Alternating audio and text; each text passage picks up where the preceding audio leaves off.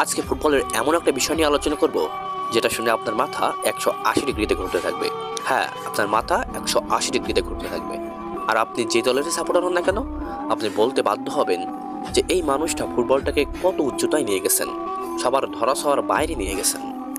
আজ একজন football player তার সবচেয়ে ভালো মৌসুমে সে কতটি গোল অ্যাসিস্ট করেছে সেটা নিয়ে আলোচনা করব। সরাসরি চলে যাচ্ছি পরিসংখ্যানে।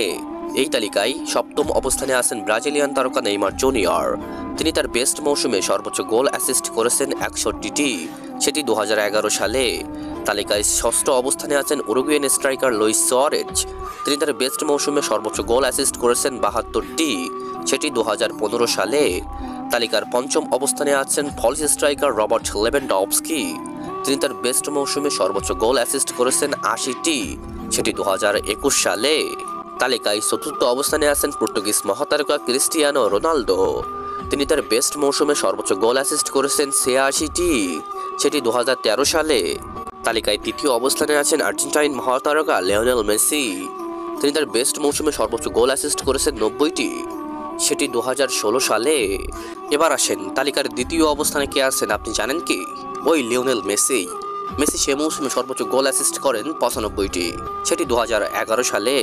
আর তালিকায় প্রথম অবস্থানে আছেন ফুটবলের goat, the greatest of all time, ওই লিওনেল মেসি। মেসি সে মৌসুমে সর্বোচ্চ গোল অ্যাসিস্ট করেন 113টি, সেটি 2012 সালে।